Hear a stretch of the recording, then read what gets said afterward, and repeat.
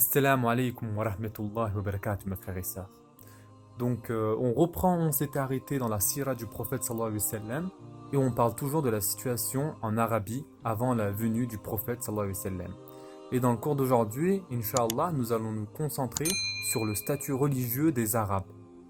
Le statut religieux des Arabes avant la venue du prophète sallallahu alayhi wa sallam et en fait le statut religieux du monde. Et la raison pour laquelle on doit illustrer cela, la raison pour laquelle on doit en parler de cela, c'est pour voir en quoi croyaient les gens avant la venue du prophète sallallahu alayhi wa sallam. Et c'est pour apprécier les bénédictions avec lesquelles le prophète sallallahu alayhi wa sallam est venu. Quand on comprend la situation avant l'islam, nous allons apprécier l'islam, tout comme on comprend les opposés. Quand on comprend le blanc, on comprend le noir. Quand on comprend la nuit, on comprend le jour. On regarde toujours les opposés pour apprécier chaque chose. On contraste. Donc, quand on comprend la période de l'ignorance, l'idolâtrie, le paganisme qui prédominait avant l'islam, alors on appréciera les bienfaits qu'Allah subhanahu wa ta'ala a donnés à travers notre prophète sallallahu alayhi wa sallam, en envoyant notre prophète sallallahu alayhi wa sallam au monde. Maintenant, on sait que chaque pays a eu des prophètes. Allah dit dans le Coran, chaque communauté a eu un prophète. Donc les Arabes également ont eu un prophète. Et leur prophète était bien sûr le prophète Ibrahim alayhi salam et son fils Ismaïl. Et c'est pourquoi, plusieurs fois dans le Coran, Allah mentionne « c'est la religion de votre père d'Ibrahim ». Et le prophète Ibrahim alayhi salam avait approuvé plusieurs pratiques qui sont restées pendant des millénaires jusqu'à la venue du prophète sallallahu alayhi wa sallam. Donc, parmi les pratiques arrivées avec Ibrahim alayhi salam était le fait de considérer la Mecque comme sacrée. Que veut dire maintenant sacré? On appelle la Mecque haram. Ça vient du même mot haram. C'est le même mot, haram et haram. Haram, ça s'appelle haram parce que beaucoup de choses qui sont halal en dehors de haram sont haram à l'intérieur du haram. Voilà pourquoi on l'appelle le haram. Elle apporte le caractère saint. Donc par exemple, vous n'avez pas le droit de chasser le gibier dans le haram. Vous voyez un cerf sauvage, vous ne pouvez pas aller le chasser. C'est haram. Vous n'avez pas le droit d'arracher un arbre. Vous n'avez pas le droit d'enlever une feuille dans le haram. Tout ce qui est naturel, c'est la création d'Allah. Vous ne pouvez pas la toucher. Allah dit dans le Coran, quiconque entre dans le haram est en sécurité. C'est une règle qu'on applique toujours dans notre charia. Si un criminel, toute mauvaise personne, commet un crime et court dans le haram pour rechercher refuge, alors Allah dit qu'il est en sécurité car c'est le haram. Et les Arabes à l'époque de l'ignorance, à propos de cela, Ibn Abbas a dit, on voyait à l'époque de l'ignorance, une personne voyait le meurtrier de son père faire le tawaf et il ne lui faisait pas le moindre mal. Vous ne pouvez rien faire, c'est le haram. Donc Ibrahim a approuvé le haram. Montrer du respect envers la Kaaba, Ibrahim alayhi salam les a approuvés. A institué les mois sacrés. Il y a 4 mois sacrés dans le Sharia. Durant ces mois sacrés, toute hostilité doit cesser. Vous n'avez pas le droit de vous engager dans une guerre. Tout le monde doit être en paix. Et bien sûr, ça stimule l'économie. Quand vous avez des tribus qui font la guerre, alors Allah dit que non. Dans ces 4 mois, ça doit être la paix. Peu importe quelle est l'excuse, donc ça stipule l'économie, ça apporte la paix dans la société. Parmi les choses qu'Ibrahim alayhi salam a instituées, bien sûr, il y avait le hajj, avec tous ses rites et rituels. Faire le tawaf, faire le sa'i entre Safa et Marwa, sacrifier des animaux autour du haram, décorer les animaux. Je pense que beaucoup de gens ne savent pas, mais même dans notre sharia, quand on détermine qu'un animal va être sacrifié, les gens les prennent de leur village, de leur ville, en voyageant avec l'animal. Ces animaux sont décorés. Ils ont des guirlandes, il y a des décorations sur l'animal. Donc tout le monde sait que ces animaux sont consacrés aux pauvres de haram.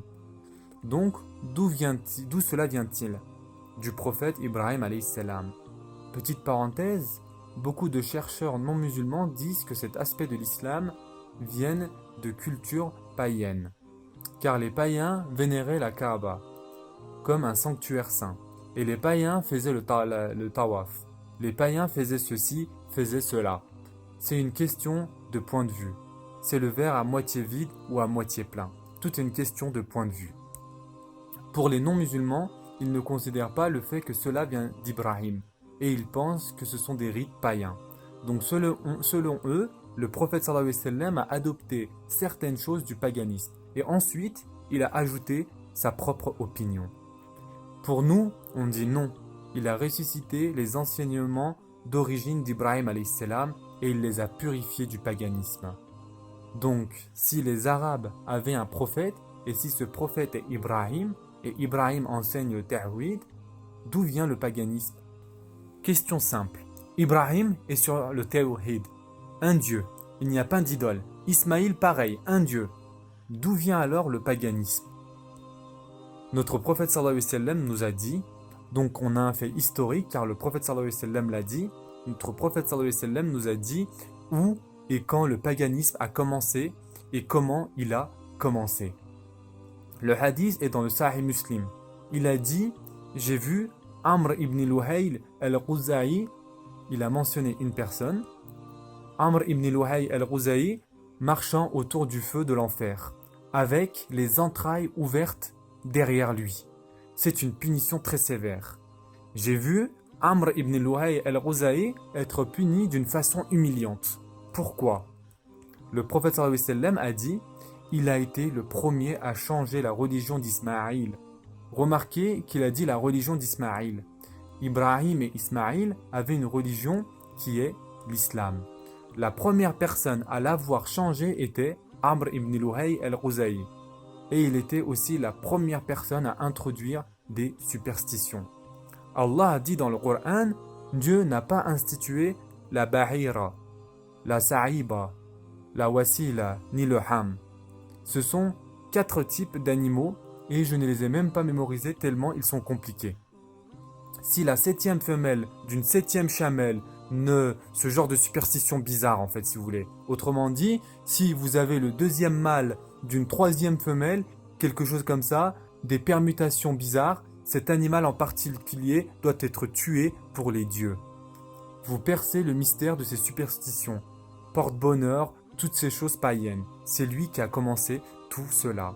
Et il a rapporté que Amr ibn Luhayl a voyagé en Syrie. Et en Syrie, il y avait les Amaliks.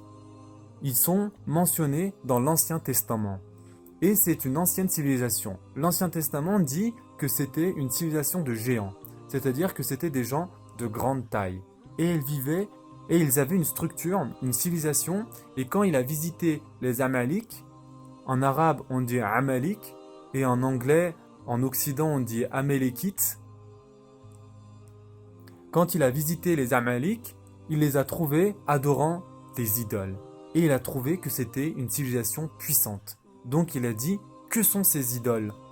Donc ils ont dit, ce sont nos sources de puissance. Quand c'est la sécheresse, et que nous avons faim, quand l'ennemi attaque, nous prions ces idoles et des miracles se produisent. Donc il a dit, pouvez-vous m'offrir une de ces idoles? Je vais l'emmener chez moi, la prendre. Donc ils lui ont donné une idole du nom de Hubal.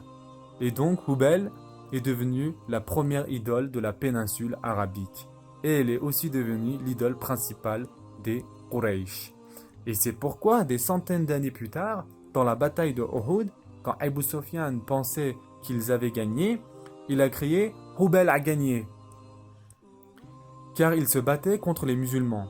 Il a mentionné l'idole que Amr ibn Luhayl al-Quza'i, Hubal a gagné. Donc le prophète sallallahu alayhi wa sallam a dit « Répondez-lui, ne laissez pas passer ça, répondez-lui ». Donc Omar ibn al-Khattab a dit « Comment répondre ?» Et le prophète sallallahu alayhi wa sallam a dit « Dis qu'Allah est notre protecteur et vous n'avez pas de protecteur ». Maintenant, l'important est que Amr ibn Luhayl a ramené cette Hubal et il l'a mis en face de la Kaaba. Et c'était le début du paganisme. Il est aussi dit que Amr ibn Luhayl a changé la talbiya pour le Hajj. Et certains disent que ça a été changé quelques années après lui. Donc, qu'est-ce que la talbiya? On connaît tous la talbiya. On devrait la connaître. Labbaik, Allahumma labbaik. Qu'est-ce que nous disons quand on part au Hajj? Que veut dire labbaik?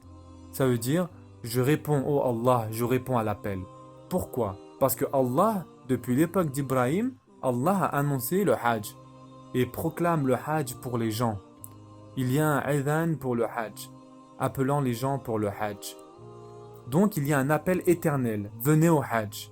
Quand on va faire le Hajj, on dit Labbaik, je réponds à l'appel, j'entends l'appel. Donc Ibrahim alayhi salam était celui qui a commencé Labbaik, Allahumma labbaik, labbaik la sharika laka labbaik. Donc je réponds à ton appel, oh Allah, je réponds à ton appel, tu n'as pas d'associé. Quand cette personne, Amr ibn Luhay, est venu, il l'a changé. Il devait la changer car une partie de la talbiya dit « Je réponds à ton appel, tu n'as pas d'associé ». Mais il a changé la religion. Il y a des associés maintenant. Donc il a changé la talbiya, il l'a donc modifié. Qu'a-t-il donc dit? Ce hadith est dans le Sahih Muslim. Les Quraysh avaient une talbiya différente. C'est quoi leur talbiya? Je réponds à ton appel, oh Allah, je réponds à ton appel, tu n'as pas d'associé. Jusqu'ici, tout va bien, il n'y a pas de souci. Et ensuite, ils disent, sauf, ça n'a pas de sens, comment ça, sauf? Comment peut-il y avoir un sauf? Tu n'as pas d'associé, sauf quoi? Sauf un associé qui t'appartient. Et tu contrôles l'associé. Et tu contrôles tout ce qu'il contrôle. Tu as des associés, mais c'est toi le grand chef. Ça, c'est selon eux. Tout comme les anciens Grecs, les anciens Romains, il y a le grand chef, Jupiter, le grand chef. Et ensuite, il y a les dieux moins importants. Donc, les Quraysh ont inventé cette nouvelle interprétation faussée. Maintenant, Amr ibn Luhay, quand a-t-il vécu? J'ai beaucoup cherché pour voir si on pouvait trouver une date ou non. Et bien sûr, on ne va pas trouver une date car les Arabes n'enregistraient pas les choses selon la date. Les Arabes étaient comme les anciens Chinois. Ils enregistrent les choses selon les événements. L'année où l'éléphant attaque, par exemple. C'est comme ça qu'ils enregistraient les choses. Ils n'avaient pas de calendrier, ils n'ont pas importé le calendrier romain, ni le perse. Bien sûr, ils ne croyaient pas au calendrier juif non plus. Jusqu'à ce que Omar ibn al-Khattab commence le calendrier islamique. Les Arabes n'avaient pas de calendrier. Si vous n'avez pas de calendrier, comment allez-vous distinguer les dates avec les grands événements? C'est l'année où on a fait cette bataille, donc on se rappelle de cette année. Et quelques années plus tard, quelque chose d'autre se produit, donc ils se rappellent cette année. Et entre les deux, ils peuvent dire 2 ans après la grande bataille par exemple, 3 ans avant l'incident de l'éléphant. C'était leur système pour dater. Donc évidemment, quand il s'agit de savoir quand Amr ibn Luhay al-Khuzay a vécu, il nous est impossible de savoir vraiment.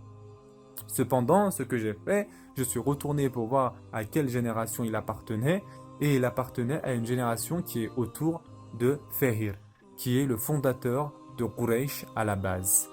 Donc en supposant que chaque génération est environ de 40-45 ans, une estimation que Amr ibn Luhay al-Khuzai était du 1er siècle de l'ère chrétienne.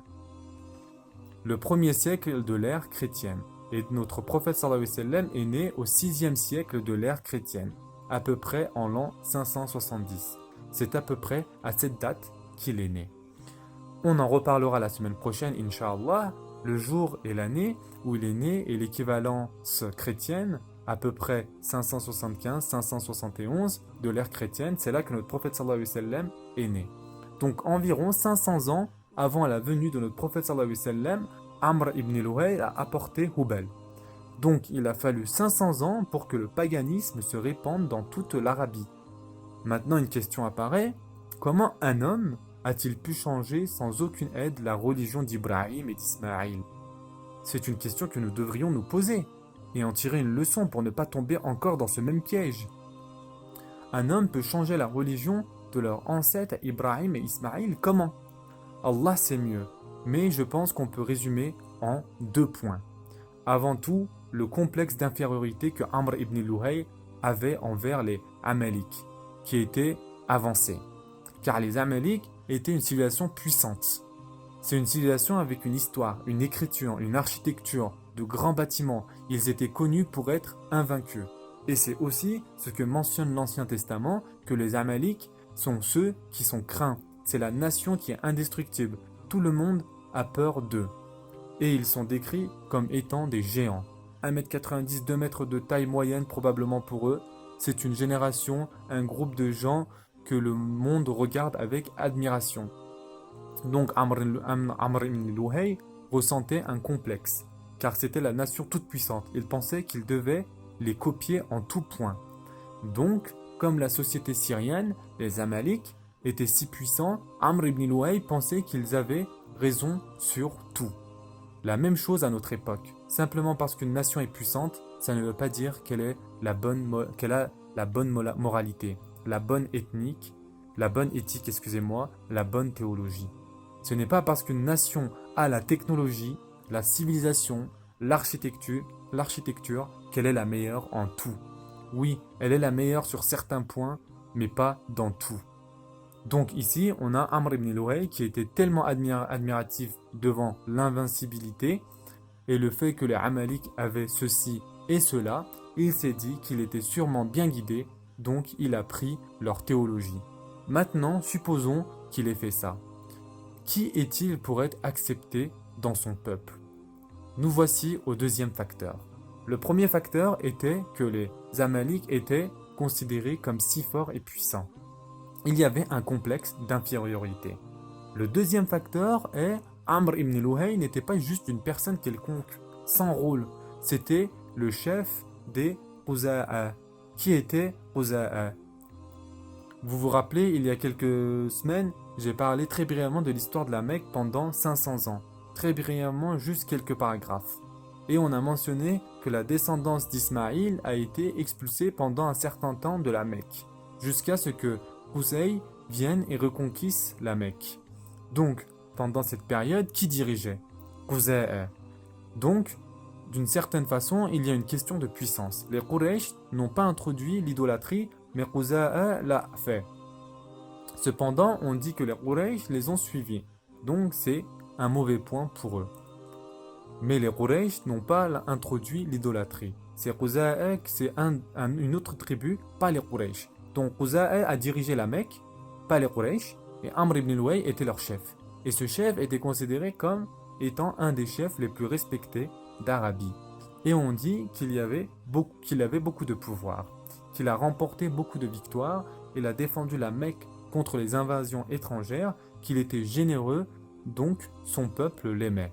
Donc si son peuple l'aime et qu'il apporte une théologie, alors le peuple le suit. Et on peut ajouter une troisième raison ici, à savoir qu'il doit y avoir au moins 2000 ans entre l'époque d'Ibrahim et de Amr ibn Luhay. On a parlé, allez, à la deuxième ou troisième leçon, combien de temps entre Ibrahim et notre époque? Au moins 2000 ans entre Ibrahim et Ismaïl et Amr ibn Luhay.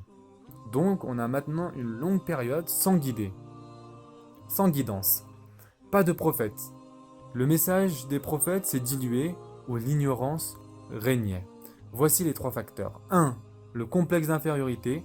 Vous pensez qu'une civilisation est meilleure, alors ils doivent avoir raison sur tout. 2. La personne qui a dit ça a des références, il est prestigieux. Et 3. L'ignorance. Et par Allah, ces trois facteurs, on doit les comprendre maintenant au moment où on en parle en 2019. Parce que par Allah, notre religion se fait bombarder par beaucoup de gens. On a exactement les trois mêmes facteurs. Les gens disent des choses très bizarres. Les gens acceptent des grands changements dans notre religion. Pourquoi? Par Allah, exactement les trois mêmes raisons. 1. Le complexe d'infériorité envers une autre civilisation qui peut en effet être la plus puissante technologiquement, militairement. Elle peut être la civilisation la plus forte sur certains aspects, mais ça ne veut pas dire que moralement, théologiquement, ethniquement, ce sont les leaders dans le monde. On a la puissance à travers la Sunna et le Coran. On a la vérité. Et simplement parce qu'une nation est plus puissante que nous militairement, ça ne veut pas dire qu'ils sont plus proches de la vérité que nous. 2. Nous avons des gens avec une bonne réputation. Des gens qui sont reconnus par les gens comme des réformateurs. Et que sais-je? Des gens que nous devons écouter. Ce sont les Martin Luther de l'islam, nous dit-on. Et masha'Allah, ils ont des doctorats. Et que sais-je? Des meilleures universités. Et ils sont éloquents. Ils ont des publications. Ils sont célèbres et ils sont très intelligents. Tout comme Amr ibn Luhay était accepté. 3. L'ignorance. Le musulman moyen ne connaît pas sa religion en profondeur malheureusement. Ensuite, quand quelqu'un vient et parle avec éloquence, c'est très facile d'être hypnotisé et de finir par approuver. Ce n'est peut-être pas aussi grave que l'association, mais quand même, on fait face à une altération, un changement de la foi, et alhamdoulilah, il y a des gens qui parlent de ça et qui s'expriment contre ça et corrigent ces erreurs. Mais je pense qu'il est très important de discuter de ces 3 facteurs de Amr ibn Luhay. Donc, Amr ibn Luhay, comme on l'a dit, a vécu environ 400-500 ans avant la venue du prophète sallallahu alayhi wa sallam. Il y a même des narrations, et Allah sait mieux, on les trouve simplement dans les livres d'histoire, on ne saurait jamais si elles sont fondées ou pas. Mais Shaitan lui a inspiré un rêve, car Shaitan inspire également au passage. Shaitan envoie également des inspirations. Et Allah Azza wa Jal inspire aussi. Mais l'inspiration de Shaitan vient de lui, de Shaitan. Et elle est maléfique. Et l'inspiration d'Allah est pure. Et elle vient d'Allah. Allah dit dans le Coran, les diables inspirent à leurs alliés de disputer avec vous. Shaitan lui-même donne l'inspiration. Donc il y a des livres d'histoire qui mentionnent que Shaitan a inspiré à travers un rêve une insufflation à Amr ibn Luhay le nom des premières idoles, qui ont été le début des premières idolâtries sur ces terres. Et ce sont des noms mentionnés dans le Coran. Comment a commencé l'idolâtrie? Allah mentionne dans le Coran le peuple de Nuh, qui était le premier peuple à inventer l'idolâtrie. N'abandonnez jamais vos divinités et n'abandonnez jamais Wad, Sowa, Yarous, Yaouq, Nasr. 5 noms. Et Ibn Abbas a mentionné l'histoire. Imaginez bien que c'est à une époque où il n'y avait qu'un village sur terre, qu'une seule civilisation. Et ces 5 personnes, des noms compliqués, mais ce sont les hommes à l'origine. Wad, Sowa, Yarous, Yaouq, Nasr. Ces 5 personnes étaient des hommes pieux, des gens pieux. Et quand ils sont morts, les gens ont créé des images, des statues et des icônes d'eux pour se rappeler leur piété. Et lentement mais sûrement, et au fil des générations, au lieu de regarder les statues pour se rappeler leur piété, ils ont commencé à adorer les statues. Ça s'est fait par étapes. C'est la façon de faire de Shaitan, c'est sa façon de procéder. Donc, il est dit que Shaitan a inspiré Amr ibn Luhay de ressusciter ces 5 idoles. Et subhanallah, on doit expliquer que ces 5 idoles étaient en fait adorées en Arabie quand le prophète sallallahu alayhi wa sallam est venu, même si elles n'avaient pas été adorées pendant des millénaires. Et pourtant, quand le prophète sallallahu alayhi wa sallam est venu, il y avait une tribu qui avait Wa'ad, une tribu qui avait Sowa, une tribu qui avait Yarous, Yaouq et Nasr. Elles étaient toutes là. Comment ces noms ont-ils été ressuscités? Quelques livres d'histoire disent que c'était cet homme, Amr ibn Luhay, et il a mis une pierre en face de la Kaaba et c'est le Hubal. Et à partir de ça, les gens ont commencé à créer des idoles. Comment ont-ils fait? Eh bien, la première chose qu'ils ont faite, ils ont commencé à adorer. C'est très intéressant. Ils ont commencé à adorer les pierres avec lesquelles la Kaaba a été construite. Comment? On apprend de la tradition qu'à chaque fois qu'une caravane quittait la Mecque, elle enlevait et prenait une pierre de la Kaaba. Et pour eux, cette pierre était équivalente à une idole. Et peu importe où ils allaient, ils posaient la pierre et l'adoraient. C'était quoi la pierre? Une partie des pierres qui ont fondé la Kaaba. Maintenant, nous, en tant que musulmans, c'est une chose à laquelle les gens ne pensent pas. On ne considère pas les briques de la Kaaba comme étant sacrées et saintes. Les briques de la Kaaba ne sont que de la terre et du sable. C'est l'endroit qui est saint. Ce n'est pas le marbre sur le sol, ce n'est pas la teinture en soi de la Kaaba. Ce n'est pas la pierre utilisée pour la construction, c'est l'endroit qu'Allah a créé. Et la Kaaba, beaucoup de gens ne le savent pas, elle est reconstruite à chaque fois, après quelques décennies. Tout comme n'importe quelle structure.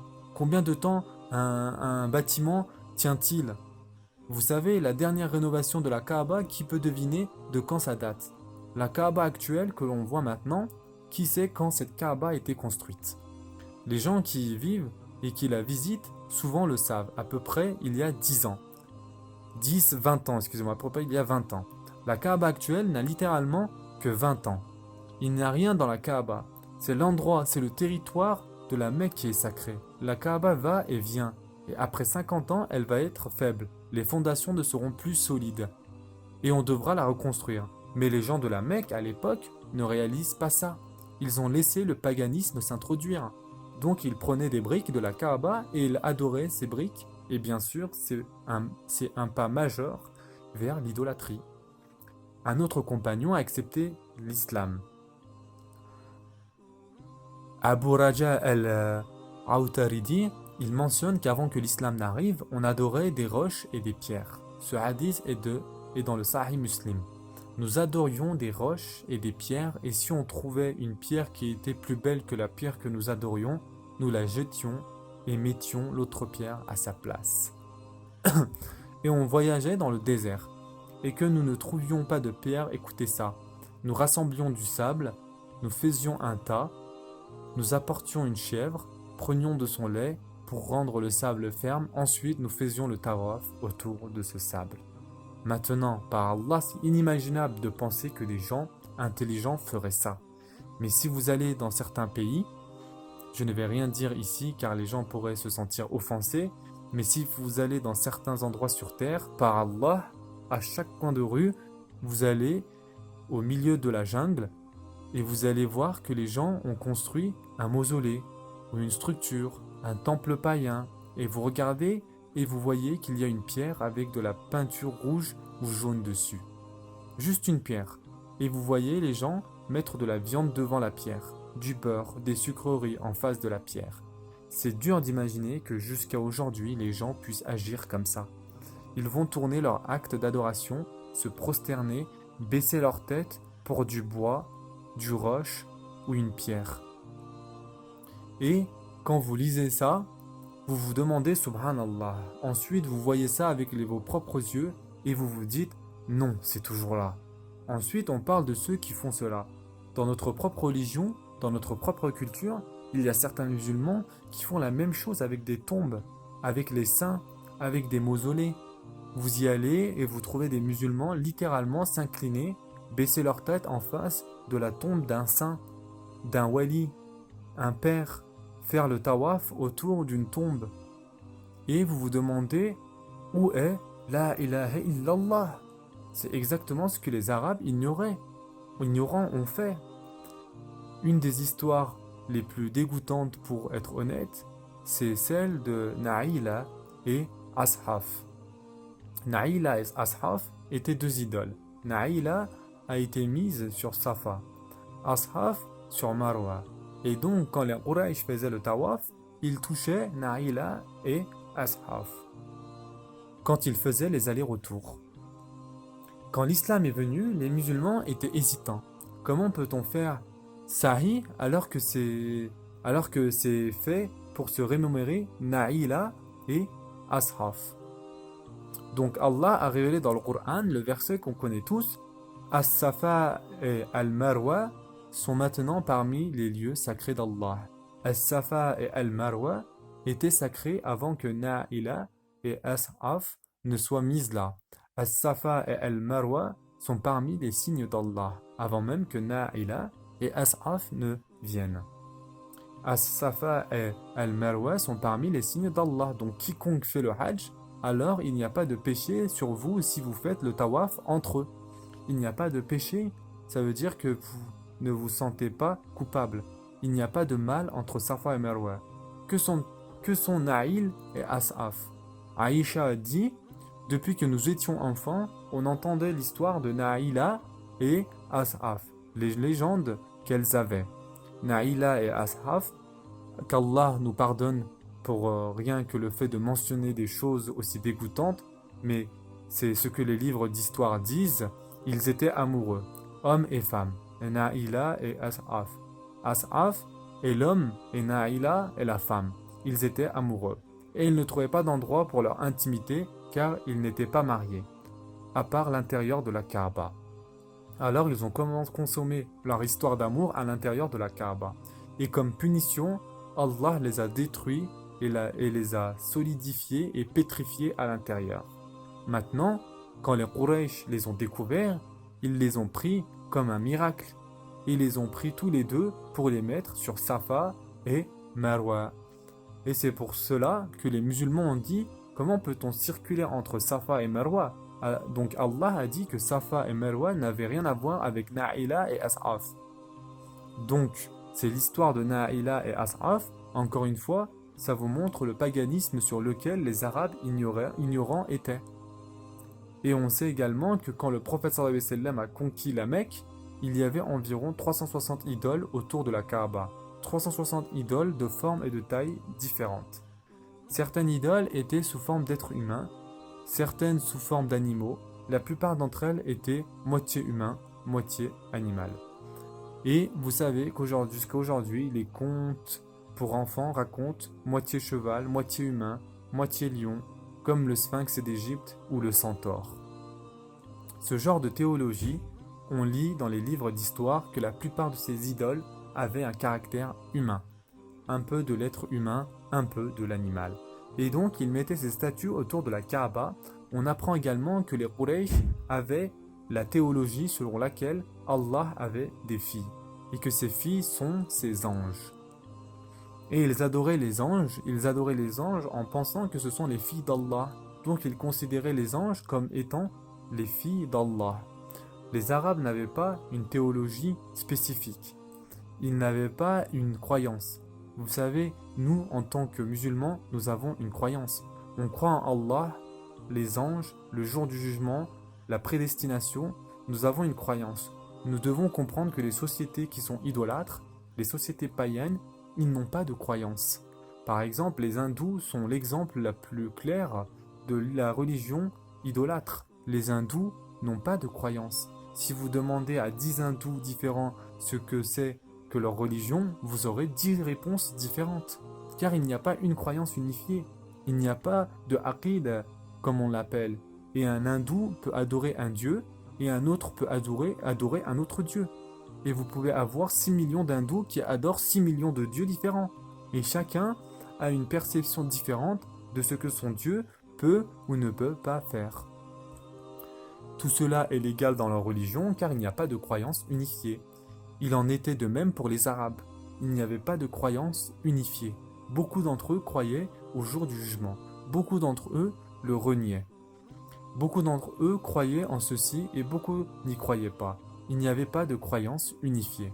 Mais la chose sur laquelle ils étaient tous d'accord est que nous devons adorer ces idoles pour se rapprocher d'Allah subhanahu wa ta'ala.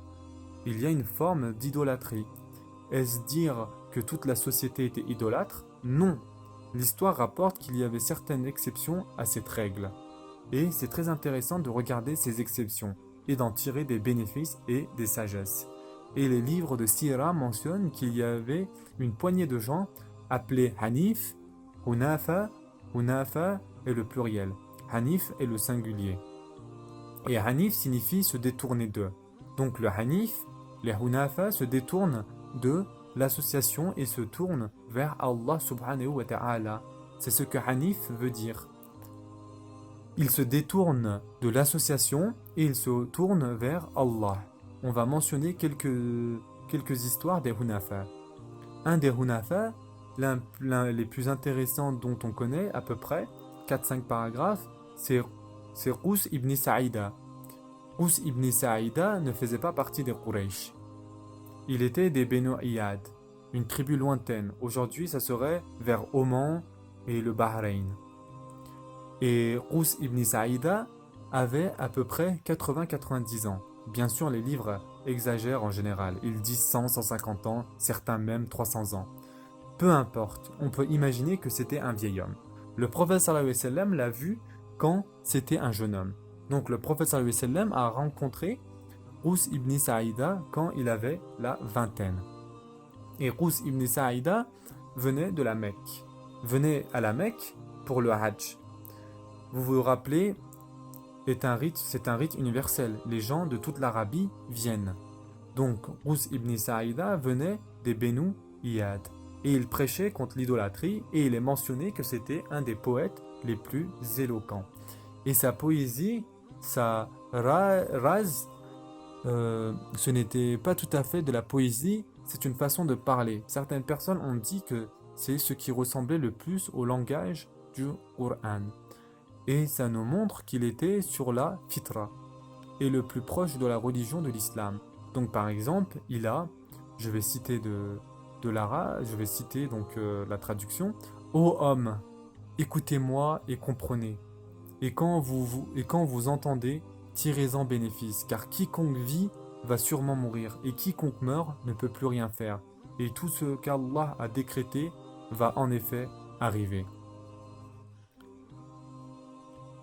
Également, ô peuple d'Iyad, sa tribu, où sont les Tamoud et les Had? Où sont vos pères et où sont vos propres grands-pères? Et qui va récompenser celui qui a fait le bien mais n'a jamais été récompensé? Et qui va punir celui qui a été injuste mais n'a jamais été puni? Autrement dit, vous pensez que c'est tout? Vous pensez qu'il n'y a pas d'au-delà qui va récompenser celui qui a fait le bien mais qui n'a pas été remercié? Et qui va punir celui qui fait le mal mais n'a jamais été puni? Il fait référence au jour du jugement. Par Allah, il doit y avoir une religion que la religion sur laquelle vous êtes. Il ne sait pas car il n'y a pas de prophétie. Il ne sait pas car le prophète sallallahu alayhi wa sallam n'a pas encore été envoyé. Et il est dit que beaucoup d'années plus tard, à la 9e année de l'Hégire, 40 ans après que le prophète sallallahu alayhi wa sallam ait rencontré Ous ibn Sa'ida, que quand les Benu Iyad ont accepté l'islam, le prophète sallallahu alayhi wa sallam a dit « Où est Ous ibn Iyad? Qui parmi vous le connaît ?» Donc ils ont dit « Il est mort il y a longtemps, il y a 4 décennies à peu près. » Donc le prophète sallallahu alayhi wa sallam a dit « Je me rappelle de lui sur un chameau rouge. Et je me rappelle qu'il avait mémorisé un discours. Est-ce que quelqu'un peut me le rappeler ?» Donc ils lui ont rappelé ce discours et c'est une partie de ce que je vous ai mentionné à l'instant. Donc ils lui ont rappelé ce que Rouss avait dit. Et le prophète sallallahu alayhi wa sallam a aimé ce que Rouss avait dit. Et ça montre qu'il y a des choses qui rappellent le tawhid. Les hunafa les plus importants étaient au nombre de 4. Les Quraysh avaient un grand festival en dehors de la Mecque. Et ils ont invité la ville entière pour célébrer leurs idoles. Donc ils ont exalté leurs idoles. Ils ont fait leur sacrifice, ils ont fait le tawaf autour des idoles. Quand la ville entière de la Mecque est partie, 4 personnes sont restées en arrière. Et ils ont réalisé, quand ils se sont retrouvés seuls à rester en arrière, qu'ils étaient tous sur la même longueur d'onde. Ils étaient trop gênés pour le dire aux gens. Donc ils ne voulaient pas y aller. Quand ils ont laissé toute la société s'en aller, la ville était vide pendant quelques jours. Tout surpris, chacun pensait être seul, mais ils étaient 4. Donc, quand les 4 personnes ont réalisé qu'elles étaient toutes sur la même longueur d'onde, ils se sont dit qu'ils allaient être amis les uns des autres. Et ne racontons pas aux gens nos affaires. Nous sommes en désaccord avec ces idolâtries. Ces 4 personnes étaient Waraqa ibn Nawfal ibn Asad. Qui est Waraqa ibn Nawfal ibn Asad? Eh bien, mentionnons une autre personne, Khadija binti Khuwaylid ibn Asad. Khadija binti Khuwaylid ibn Asad, Waraqa ibn Nawfal ibn Asad. Donc Waraqa et Khadija sont cousins. Waraqa et Khadija sont cousins, mais Waraqa avait 40-50 ans de plus car son père était le plus âgé. Et le père de Khadija était le plus jeune des frères. Donc, il y a à peu près 40 ans de plus que Khadija. Donc, le premier est Waraqa ibn Nawfal. Le deuxième est Ubaydillah ibn Jash. Ubaydillah ibn Jash. Ubaydillah ibn Jash est le cousin du prophète sallallahu alayhi wa sallam à travers sa mère. Donc, la tante du prophète sallallahu alayhi wa sallam est la mère de Ubaydillah ibn Jash. Tante, c'est-à-dire la fille de Abdul Muttalib. Donc, la fille de Abdul Muttalib, la tante du prophète sallallahu alayhi wa sallam, est la mère de Ubaydillah ibn Jash. Donc, c'est le cousin du prophète sallallahu alayhi wa sallam. Le troisième est Osman ibn al-Huwaydis et le quatrième est Zayd ibn Amir ibn Nufayl. Et c'est le cousin de Omar ibn al-Hattab ibn Nufayl. Omar ibn al-Hattab et Zayd ibn Amr et Hattab sont frères. Donc Omar est le premier cousin de Zayd ibn Amr. Et donc, une fois et encore une fois, Zayd a 40 voire 50 ans de plus que Omar. Donc, ce sont les 4 personnes. Encore une fois, Waraqa ibn Nawfal, Ubaydillah ibn Jash, Othman ibn Huwaydis et Zayd ibn Amr ibn Nufayl. Donc ces 4 personnes-là se sont dit soyons amis les uns des autres et ne racontons notre affaire à personne. On sait tous que notre peuple est dans l'égarement. Il a quitté la religion pure d'Ibrahim. Allons-nous faire le tawaf autour d'une pierre? Allons-nous faire un sacrifice pour une pierre qui ne peut ni nous faire du bien ni nous faire du mal? Recherchons la religion originale d'Ibrahim alayhi salam. Recherchons le Hanifiyya et c'est pourquoi Allah appelle Ibrahim Hanif à travers le Coran. Allah dit la religion d'Ibrahim Hanifa. Donc dans plus de 8 versets. Allah appelle Ibrahim Hanif et les Arabes savaient qu'Ibrahim était Hanif. Donc ces gens disent recherchons le Hanifiyya d'Ibrahim.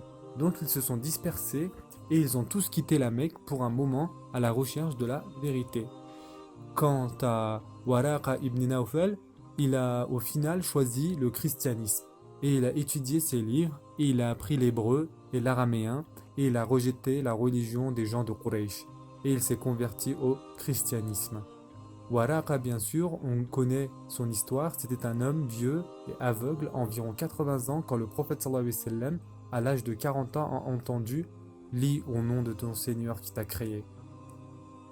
Et tout le monde savait que c'était un savant. Il a un très haut niveau par rapport aux Mécois. Il sait lire et écrire, c'est un génie. Si vous savez lire et écrire à la Mecque, vous êtes un professeur. Vous avez une forte influence. Il sait lire, écrire, parler hébreu et araméen. Donc quand Iqra est descendu, Khadija a pris la main du prophète sallallahu alayhi wa sallam et a dit allons voir Waraqa, car il sait ce qu'il se passe. Il sait de quoi il parle, ça ne fait pas partie de notre civilisation, nous n'avons jamais vu ça auparavant, allons voir Waraqa. Et donc Waraqa est celui qui a reconnu, oui, c'est ça qu'on attendait. Et subhanallah, c'est très intéressant, si vous demandez aux musulmans moyens qui est le premier converti, ils disent Abu Bakr. Les gens font l'impasse. Le premier converti est Waraqa, après Khadija. Mais le premier homme converti est Waraqa, avant Abu Bakr.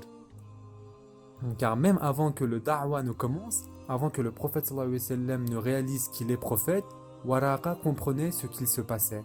Car le prophète sallallahu alayhi wa sallam ne comprenait pas. Qu'ai-je vu? Quelle est cette entité qui m'est venue? Et donc Waraqa a dit, c'est la même entité qui est venue à Moussa, à Jésus, c'est Jibril, le compagnon secret. C'est lui qu'Allah envoie au prophète. Et Waraqa est celui qui lui a dit, j'aurais tellement aimé être un jeune homme, j'ai recherché la vérité toute ma vie. Pouvez-vous imaginer, il a passé 60-70 ans à attendre la vérité. Et maintenant qu'il est sur le point de mourir, il entend le prophète sallallahu alayhi wa sallam. Donc, il regrette et il dit « J'aurais tellement aimé être un jeune homme pour pouvoir te supporter quand ton peuple va te persécuter et te contraindre à l'exil. » Et c'était le premier choc pour le prophète sallallahu alayhi wa sallam. Mon peuple va me contraindre à l'exil, mon peuple va s'opposer à moi. Et parce que Waraqa savait à cette époque les histoires des nations précédentes, il a dit oui. Aucun prophète n'est jamais venu avec la vérité sans que son peuple ne s'oppose à lui. Et c'est donc Waraqa ibn Nawfal et Khadija dit, et ensuite il décéda. Juste peu de temps après cette conversation, il est décédé. Le premier musulman qui est mort à la Mecque était Waraqa ibn Nawfal. Ubaydillah ibn Jash a l'histoire la plus triste. Ubaydillah ibn Jash s'est converti au christianisme et c'était un cousin du prophète sallallahu alayhi wa sallam. Donc quand le prophète sallallahu alayhi wa sallam a commencé à prêcher, il a accepté l'islam et il s'est marié avec Salama. Excusez-moi, il s'est marié avec Habiba. Et ils ont ensuite émigré vers l'Abyssinie. Donc il était musulman, mais il est devenu apostat. Donc il est arrivé en Abyssinie et il est retourné au christianisme. Et c'est quand, bien sûr, Habiba a dû le quitter et il est mort peu après cela. Et ensuite, le prophète sallallahu alayhi wa sallam a proposé à Habiba de devenir sa femme. Et il y a toute une histoire sur Ubaydillah ibn Jash, mais on n'a pas le temps pour ça. Mais un bénéfice que l'on peut tirer de ça, et c'est très important, si vous devenez apostat dans un territoire qui n'est pas gouverné par la charia, c'est votre liberté. Vous ne pouvez rien faire, donc toute la question, je dis ça maintenant car notre religion est attaquée, vous avez une règle, si quelqu'un quitte la religion, vous devez lui couper la tête. C'est ce qu'on nous dit. La réponse est très simple, non. Notre charia nous dit que dans les territoires qui ne sont pas gouvernés par l'islam, Ubaydillah est retourné au christianisme. Personne n'a touché un seul de ses cheveux. C'est la terre de Négus, la terre de Nejashi. Fais ce que tu veux, ce n'est pas un endroit où on applique la charia. Donc, dans les territoires autres que ceux de l'islam, il n'y a pas de question. La charia dit que nous n'appliquons pas cela. Et bien sûr, que nous l'appliquions ou pas, même dans les terres d'islam, il y a toute une liste de conditions pour ça. C'est la deuxième personne, Ubaydillah ibn Jash. Le troisième est Osman ibn Huwaydis. Osman ibn Huwaydis, lui également, a accepté le christianisme sur ces quatre. Trois ont accepté le christianisme. Waraqa au final a accepté l'islam. Ubaydillah a accepté l'islam et est retourné au christianisme. Osman est resté dans le christianisme jusqu'à sa mort. Et on ne sait pas s'il n'a jamais entendu le message du prophète sallallahu alayhi wa sallam, car Osman ibn Uwaydis a quitté la Mecque et il n'y est jamais retourné. Et il a quitté la Mecque. Maintenant, quand est-ce que cela a eu lieu? Probablement avant la naissance du prophète sallallahu alayhi wa sallam, ou ça a eu lieu quand il est né. Ça aurait été un petit enfant. Car faites le calcul. Waraqa a environ 80 ans quand le prophète sallallahu alayhi wa sallam avait 40 ans.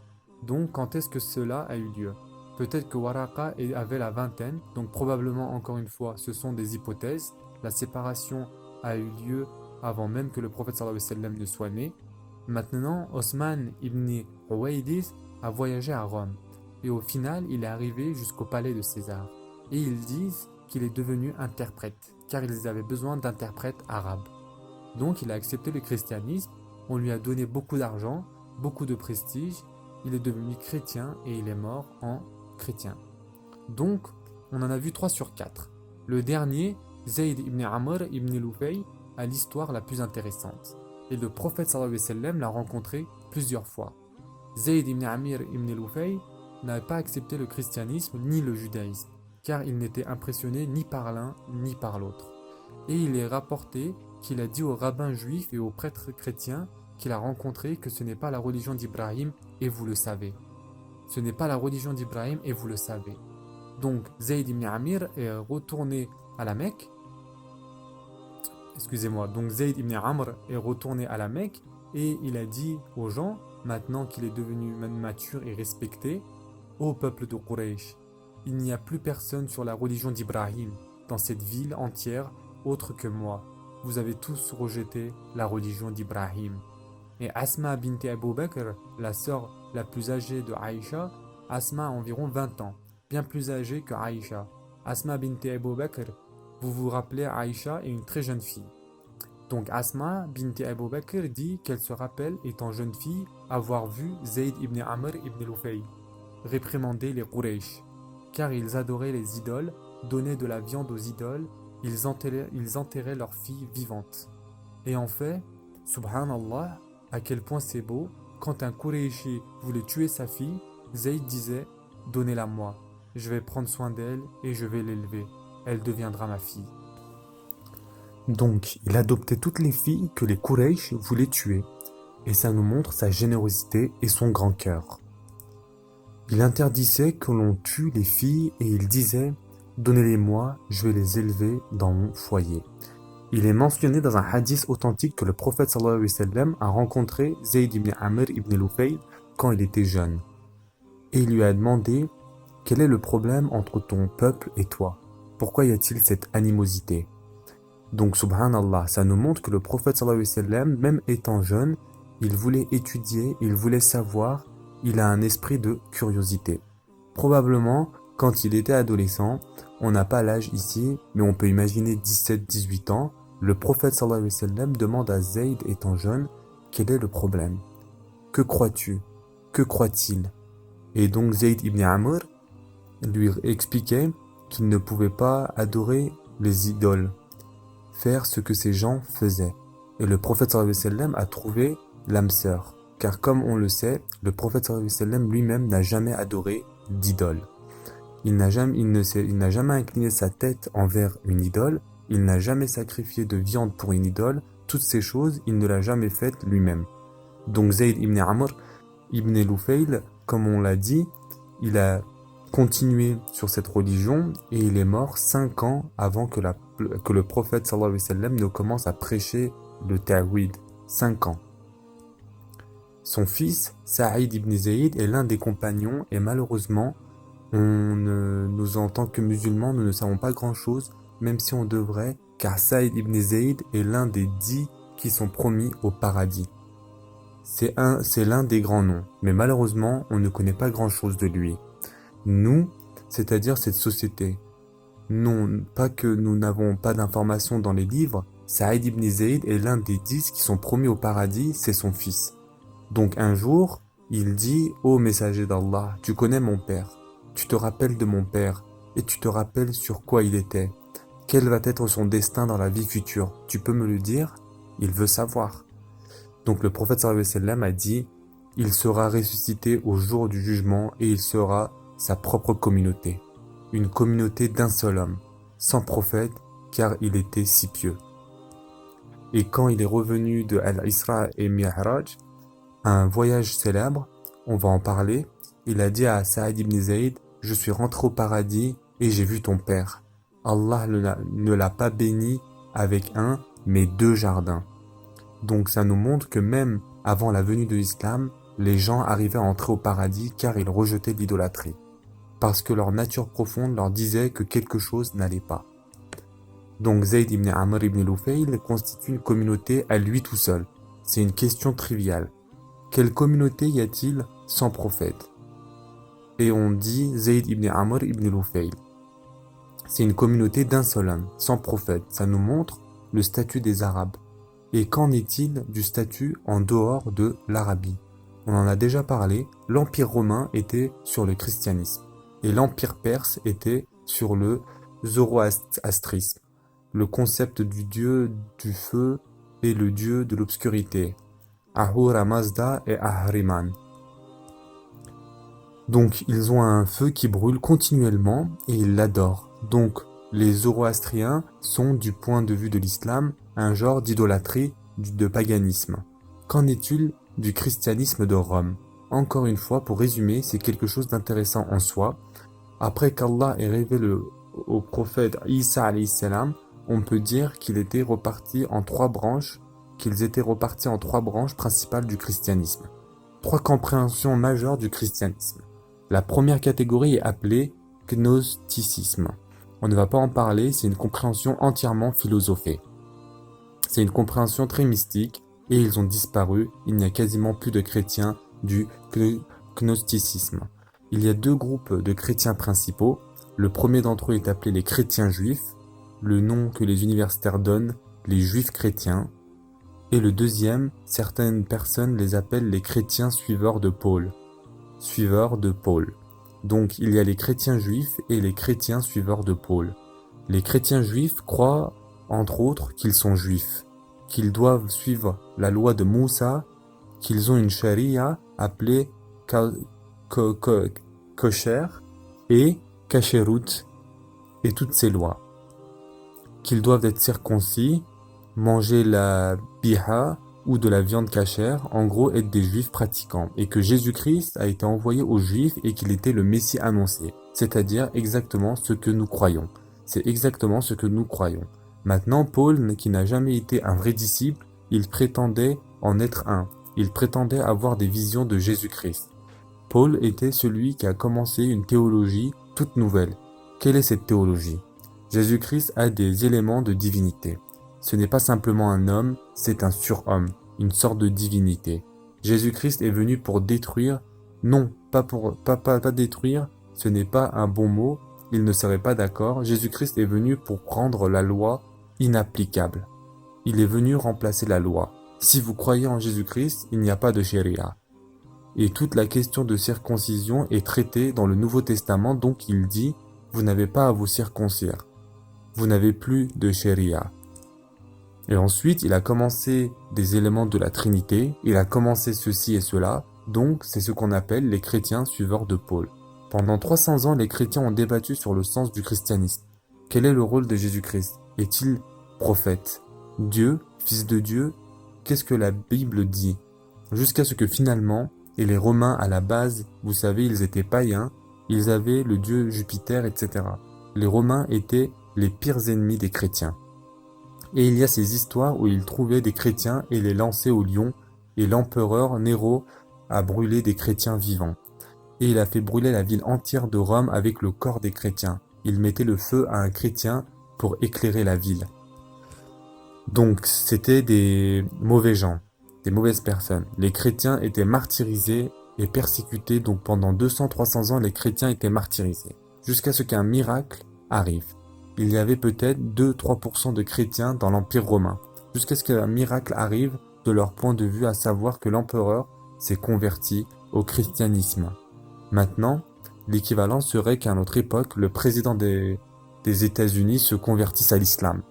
Car on est à peu près 5-6% de musulmans aux États-Unis et les chrétiens étaient à peu près pareils. Enfin, il y en a qui disent qu'il est déjà musulman. On ne va pas rentrer dans cette théologie, dans cette théorie, et là je parle de Mr. Obama, et nous n'allons pas parler de lui, mais l'équivalent serait ça littéralement. Vous êtes une religion minoritaire, environ 5%, et ensuite l'empereur se convertit à une religion. C'est ce qui se passe avec le christianisme. Constantin était le premier converti de l'Empire romain au christianisme. Le premier empereur, à se convertir au christianisme. Maintenant, Constantin n'est pas une personne banale dans la rue. C'est l'empereur, donc il ne veut pas qu'il y ait de querelle, donc il a convoqué un conseil entier. Ô vous chrétiens, qui vous disputez, venez, ayons un dialogue et voyons ce qu'est le christianisme. Et ensuite, il voulait une certaine vision du christianisme. On fait l'impasse là-dessus, car c'est un païen, donc il voulait du paganisme dans le christianisme. Et donc, de cela est né le 25 décembre, le concept de Hilo, de la Trinité, le Fils de Dieu, car ils avaient un Fils de Dieu dans leur croyance. Tout cela vient de Constantin, une décision en 325 dans la ville Nicée, qui est maintenant en Turquie. Ils ont eu un conseil appelé le Concile de Nicée, en 325 de l'ère chrétienne. Constantin décrète que le christianisme officiel devient en fait le christianisme de Paul. Tous les autres chrétiens, nous allons vous faire ce que nos ancêtres ont fait aux autres chrétiens. Nous allons vous brûler, vous persécuter, vous tuer. Donc il y a eu un exode massif, émigration, hijra des chrétiens d'origine vers d'autres terres. Et c'est pourquoi il est dit que certains d'entre eux sont venus au royaume de Nejahashi. Et donc le royaume de Nejahashi avait plus de chrétiens juifs, d'autres sont allés en Iran, et donc Salman al-Farisi, on y viendra, mais l'Empire romain a officiellement banni le christianisme juif. Et il n'y avait officiellement pas de christianisme juif dans l'Empire romain. Donc les chrétiens, suiveurs de Paul, sont ensuite devenus les chrétiens de référence. Et de là, on a les orthodoxes, les catholiques, les protestants, et ça constitue 99,9% des chrétiens. Les chrétiens originaux ont complètement disparu. Maintenant, c'est en 325, le prophète sallallahu alayhi wa sallam est né en 570. 350 ans avant la venue du prophète sallallahu alayhi wa sallam, on a des éléments, quelques références qui montrent que certains éléments du christianisme d'origine ont été préservés. Et l'histoire la plus intéressante que nous avons est celle de Salman al-Farisi. Salman al-Farisi, son histoire est très longue. Elle est racontée par Muslim et Imam Ahmed, et elle est authentique. On va la résumer et je veux que vous lisiez toute son histoire dans les livres de la Sira plus en détail car elle est très simple. Vous n'avez pas besoin, vous pouvez la comprendre telle qu'elle est. Je vais résumer les points principaux. Salman al-Farisi était le fils du prêtre en Iran, en Perse. Et son père était celui qui gardait le feu. Il devait le garder allumé 24 heures sur 24, 7 jours sur 7. Le feu ne devait pas s'arrêter. Et même quand ils ont construit un nouveau temple, ils devaient importer un feu qui était toujours resté allumé. Il ne pouvait pas simplement allumer une allumette et mettre là, non. Il doit prendre le feu de l'ancien temple car il croit qu'il est éternel. Il croit que c'est un feu éternel. Donc, pour tout nouveau temple qu'il construisait, il devait prendre un feu d'un autre temple qui brûlait déjà et l'amener au nouveau temple. Donc, j'ai demandé à l'un d'entre eux, qu'avez-vous fait quand vous avez construit votre premier temple en Amérique? Où avez-vous eu le feu? Ils ont dit, nous avions un avion spécial, on a demandé qu'un feu soit amené d'un de nos temples dans l'avion, car nous n'avons pas le droit simplement d'allumer une allumette et... Je m'éloigne du sujet, stop, retournons au sujet. Ok, Salman al-Farisi. Salman al-Farisi, quelle était son histoire? Salman al-Farisi était le fils du gardien du feu. Donc son père lui a enseigné comment maintenir le feu et tout ça. Donc il allait prendre soin du feu et revenait. C'était son travail. Ce sont les prêtres du feu, ce sont les prêtres des Zoroastriens ou de Majus, comme on les appelle. On les appelle en ourdou Parsis.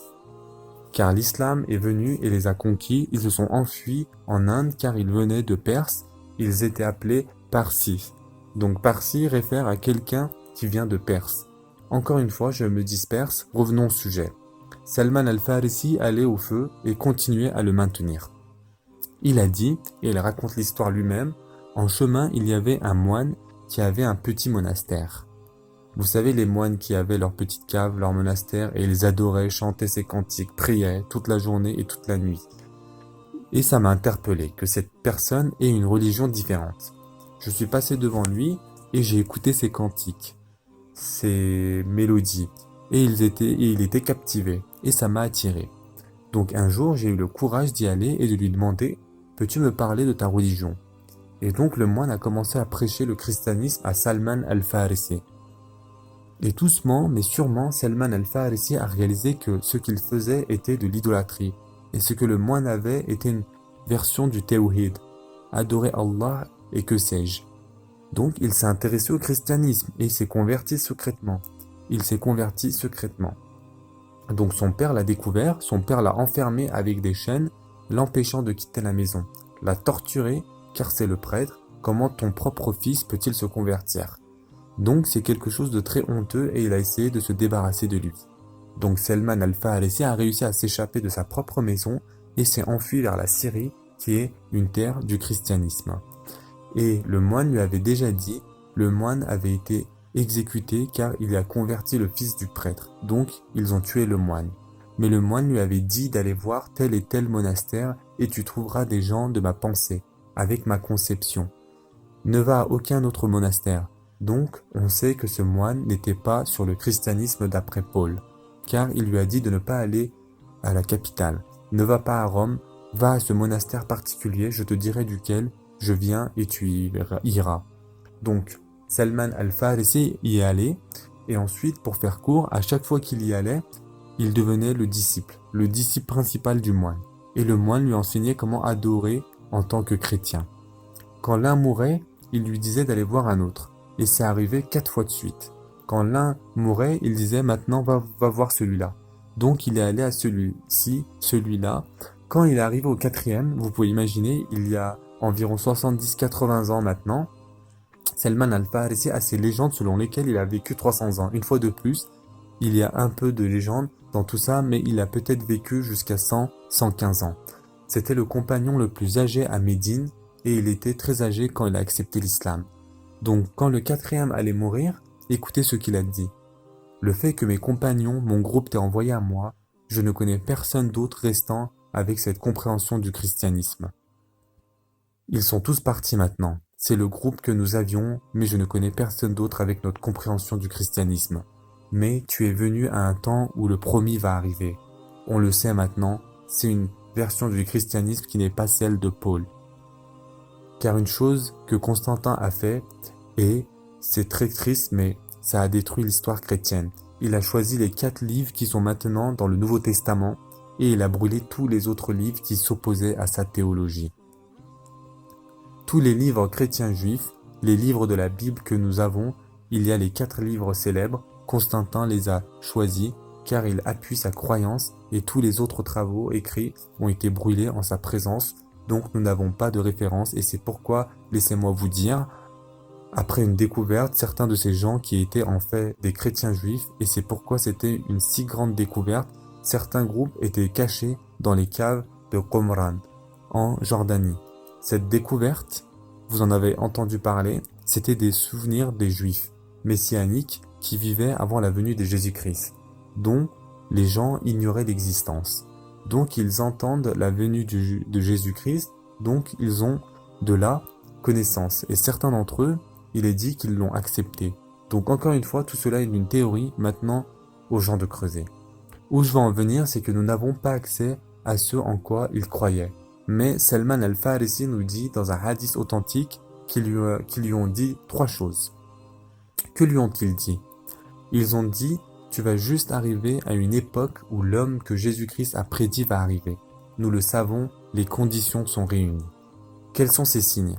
On ne sait pas, mais ces gens le savaient. Donc ils disent à Salman, les signes sont tous arrivés et son époque est tout proche. Donc il dit à Salman, mon conseil pour toi est d'aller chercher cet homme. Va découvrir ce prophète. Comment? Où vais-je aller? Je vais te dire 3 signes. Numéro 1. Il apparaîtra dans une terre pleine de dattes. Premier signe. Va à un endroit connu pour les dattes. Numéro 2. Il aura une marque physique sur son dos. En arabe, on dit qatim, le sceau de la prophétie. J'en reparlerai plus tard, mais ce sont des poils. Et certains disent que c'est une petite bosse sur la peau de la taille d'un très petit pois, même plus petit que ça. C'est une bosse avec des poils de belles couleurs et plusieurs couleurs, comme ça a été décrit, pas seulement noir. De plusieurs couleurs entre les omoplates du prophète sallallahu alayhi wa sallam, c'est un sceau physique sur son dos, c'est le 2e signe. Numéro 3, il dit que cet homme acceptera les cadeaux, mais n'acceptera jamais la charité. Il acceptera les cadeaux, mais il n'acceptera pas la charité. Jusqu'à aujourd'hui, dans notre jurisprudence, vous ne pouvez pas donner d'aumône à la famille de Mohammed sallallahu alayhi wa sallam. Vous ne pouvez pas donner la charité aux descendants du prophète sallallahu alayhi wa sallam jusqu'à aujourd'hui, ce n'est pas permis. Salman demande son cheikh, son professeur est mort, c'est le 4e cheikh maintenant, depuis Isafan, donc on peut imaginer qu'il a à peu près 50 ans à cette époque. Donc il demande quelle est la terre qui est plus connue pour ses dates, demande-t-il en Syrie. On lui dit la terre de... Il n'y a pas d'Arabie Saoudite à cette époque, l'Arabie Saoudite date de 1931. Khaybar qui est proche de Yathrib, Médine, donc il demande autour de lui qui parmi vous va à Khaybar? Comment puis-je aller à Khaybar? Donc on lui dit qu'il y a des caravanes arabes qui font du commerce ici à Damas, va avec une des caravanes jusqu'à Khaybar. Maintenant Salman est un moine, c'est un prêtre, il n'a pas d'argent, pas de prestige, pas de clan, pas de société. Donc il demande à un groupe de commerçants arabes, allez-vous à Khaybar? Ils disent oui on va à Khaybar, viens avec nous. Donc ils sont arrivés, quand ils sont arrivés, il a rejoint leur caravane et ils l'ont kidnappé. C'est-à-dire qu'ils l'ont pris comme esclave. Parce qu'il n'a, encore une fois, c'est une société sans loi. On ne peut pas faire les numéros d'urgence, il n'y a pas de gouvernement, et Salman n'est pas un membre de Rome. Il n'est pas un membre de Perse, c'est un exilé. Il n'a personne qui va venir combattre pour lui, c'est une société sans loi. Donc Salman est pris comme esclave, et au lieu de finir à Khaybar, il est vendu à un groupe de juifs qui vit à Yathrib, qui s'appellera plus tard Médine, car il avait cette sincérité et donc pendant des décennies, il travaille dur à Médine en tant qu'esclave. Un homme de 70 ans, subhanallah, comme esclave, il travaille dur à Médine et les rumeurs commencent à se répandre parlant d'un homme prétendant être prophète. Et les rumeurs se répandent disant qu'il va venir à Médine et les juifs commencent à s'inquiéter et à appréhender car ils croyaient que c'était le roi des Arabes qui venait. Et si le roi des Arabes vient, alors ils ont des ennuis. Et Salman nous raconte l'histoire. Il ramassait des dattes du haut de l'arbre et il a entendu son maître parler avec son frère. Le maître et son frère, le roi des Arabes est arrivé. C'est la première hijra, le premier jour de hijra. Le roi des Arabes est arrivé. C'est ce qu'il a entendu pendant les 20 dernières années. Il a sauté de l'arbre et il a couru vers son maître et lui a dit « Que se passe-t-il? Est-il venu? Est-il venu ?» Et le maître l'a giflé, lui a dit « Retourne à ton travail. T'inquiète pas pour ça, tu es un esclave. Retourne à ton travail. » Donc Salman retourne finit ce qu'il faisait. Quand il finit le travail qui lui avait été confié, il prend quelques-unes de ces dattes qui étaient sa propre nourriture et il vint au prophète sallallahu alayhi wa sallam. Au deuxième ou au troisième jour de son arrivée à Médine, et il dit « J'ai entendu que tu es un étranger dans cette ville. Voici quelques aumônes pour toi. » Et l'a déposé devant lui. Donc le prophète sallallahu alayhi wa sallam dit aux compagnons « Mangez », mais il n'a rien mangé. Le deuxième jour, après que son travail soit fini, il apporte une autre assiette et dit « Aujourd'hui je suis venu à toi avec quelques dattes et c'est un cadeau pour toi. » Donc le prophète sallallahu alayhi wa sallam a dit aux compagnons « Mangez » et il a également mangé. Donc maintenant le cœur de Salman bat fort. C'est une terre de dattes, premier signe est confirmé, donc que vais-je faire maintenant pour arriver au troisième signe? Alors il se lève et il va derrière le prophète sallallahu alayhi wa sallam en essayant de jeter un œil à l'intérieur de sa chemise pour voir ce qu'il peut faire. Et quand ce vieil homme est allé derrière le prophète sallallahu alayhi wa sallam et commença à l'épier, le prophète sallallahu alayhi wa sallam a compris. Donc il déboutonna sa chemise et il la baissa. Il la baissa derrière son dos pour lui montrer littéralement le sceau. Et quand Salman a vu ça, il a commencé à pleurer, à crier. Il a embrassé la main et les pieds du prophète sallallahu alayhi wa sallam. Et il lui a raconté toute son histoire. Et le prophète sallallahu alayhi wa sallam a dit « Nous devons t'aider à retrouver ta liberté. » Et les gens ont mis un prix ridicule sur lui quand ils ont su que le prophète sallallahu alayhi wa sallam le voulait. Ils ont dit « Tu dois nous donner, j'ai oublié combien, 150 dattiers. » Et Salman a dit « Comment puis-je trouver 150 dattiers ?» Donc le prophète sallallahu alayhi wa sallam a dit « La prochaine fois que c'est la saison pour planter les graines, appelle-moi. » Donc le prophète sallallahu alayhi wa sallam est venu avec ses propres mains et il a planté 150 dattiers et en un an, ils étaient grands. Donc il leur a dit « Voici votre rançon, Salman, tu es libre. » Salman est devenu un musulman libre car le prophète sallallahu alayhi wa sallam a payé sa rançon avec cette bénédiction. L'important ici, c'est que l'histoire de Salman indique quoi? À quel point les vrais chrétiens étaient peu nombreux, très peu nombreux, et on a le temps pour une de plus, et on va devoir conclure une histoire de plus qui montre qu'il ne restait que peu de chrétiens. C'est l'histoire qui est mentionnée dans le Sahih al-Bukhari, et c'est l'histoire de l'empereur Héraclius. L'empereur Héraclius. L'empereur Héraclius était l'empereur au temps du prophète sallallahu alayhi wa sallam. Et contrairement à la majorité des hommes politiques dans le monde, c'était quelqu'un qui avait un bon niveau d'éducation. Et c'était un savant et il a été formé au christianisme. Et quand le prophète sallallahu alayhi wa sallam a écrit une lettre à l'empereur, au 8e et 9e année de Hégire, il a écrit des lettres aux empereurs. Et il a écrit une lettre à Héraclius.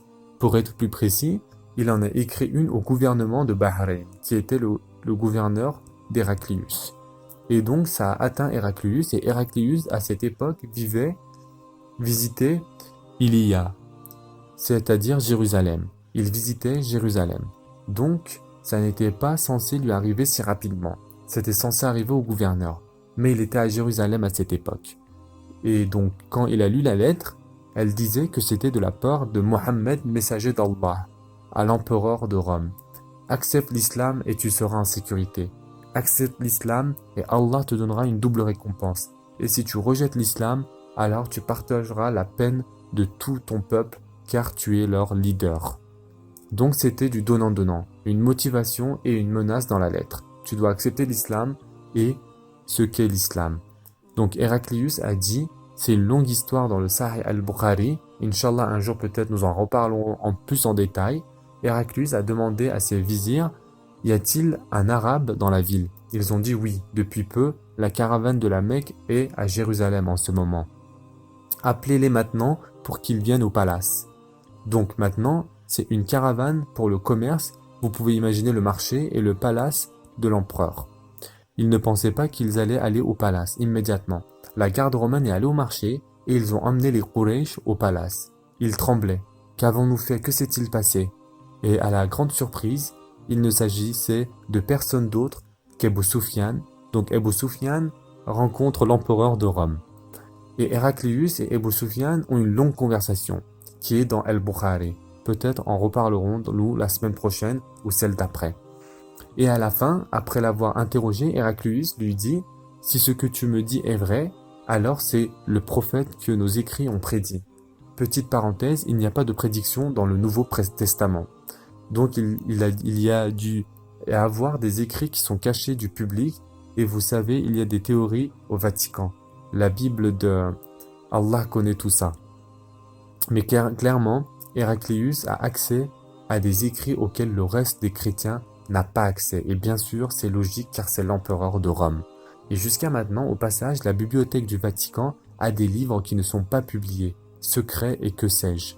Et donc Héraclius dit, c'est le prophète qui a été annoncé et je savais qu'il allait venir, mais je n'avais jamais pensé qu'il pouvait être de votre race.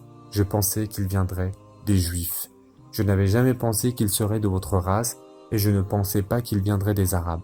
Et Héraclius a écrit à son confident, qui était son évêque, un des évêques les plus élevés, mais on ne connaît pas son nom malheureusement, on pourrait chercher, on ne connaît pas son nom. Il dit juste qu'il a écrit à un des évêques de Rome qui était sur la même longueur d'onde que lui, et l'évêque a confirmé. Oui, il confirme tous les signes, cependant Héraclius n'a pas accepté l'islam, car il a réalisé que s'il acceptait l'islam, alors il ne serait plus empereur. Et quand vous êtes l'homme le plus puissant sur terre, alors c'est trop tentant. Et Héraclius a refusé d'accepter l'islam, car il ne pouvait pas abandonner son poste d'empereur pour se soumettre à Allah subhanahu wa ta'ala, et donc il est mort sur sa foi. Maintenant, on conclut en mentionnant que dans cette obscurité profonde, notre prophète sallallahu alayhi wa sallam a été envoyé, et c'est exactement ce que le prophète sallallahu alayhi wa sallam dit dans un hadith.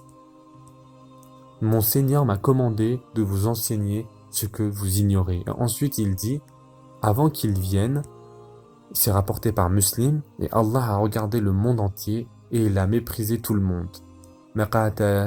Maqatahum est plus fort, kariyahum, c'est plus dur. Il a méprisé tout le monde à cause de l'idolâtrie, de l'ignorance, du paganisme, sauf pour quelques souvenirs des gens du livre. Les professeurs de Selman, ce sont les seules personnes. Donc le prophète sallallahu alayhi wa sallam décrit l'état dans lequel était le monde et c'est pourquoi on appelle ça l'ignorance profonde. Et avec la venue du prophète sallallahu alayhi wa sallam, il n'y aura plus jamais d'ignorance et c'est pourquoi Allah appelle le prophète sallallahu alayhi wa sallam la lumière. Et Allah l'appelle une miséricorde pour les mondes. Car après la venue du prophète sallallahu alayhi wa sallam, il n'y aura plus jamais ce genre d'ignorance et ça nous montre un nombre de bénéfices. Et Inch'Allah, on va conclure. Numéro 1. Le premier bénéfice de tout ça, et je veux que vous compreniez ce point car par Allah c'est tellement essentiel, en vivant dans le climat actuel, où notre religion est bombardée par des idées étrangères, des concepts d'ailleurs, on nous dit de réformer complètement et changer notre tradition. Numéro 1. La guidée ne vient que d'Allah, pas de notre intellect, pas de notre philosophie, pas de notre rationalisation. Le monde n'avait pas de prophète ou messager pendant des siècles. Du temps de Isa jusqu'au temps du prophète sallallahu alayhi wa sallam. Que s'est-il passé? Aucun philosophe ne pouvait concevoir la vérité.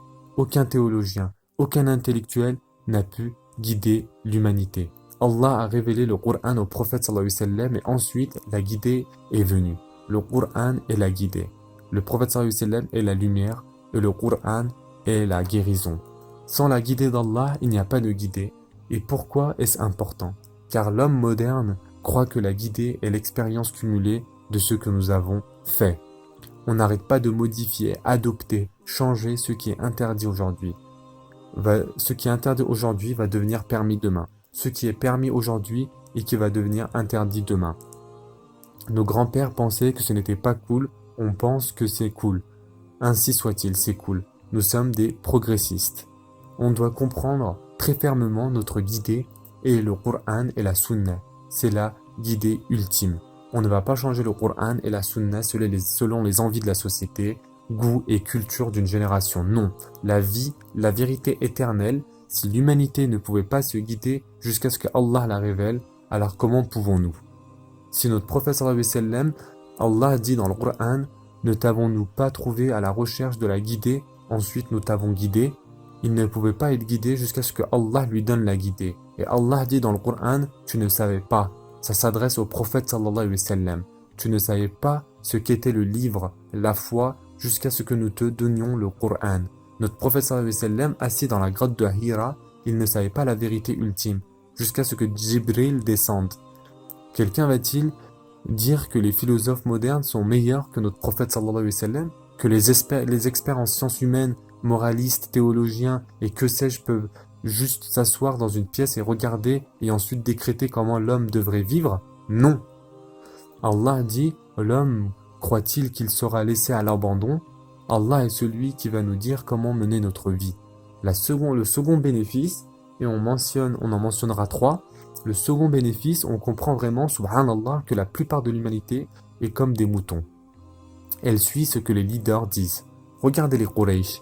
Ils savaient que ce n'était pas la religion d'Ibrahim, mais comme tout le monde le fait, c'était trop difficile de s'en écarter.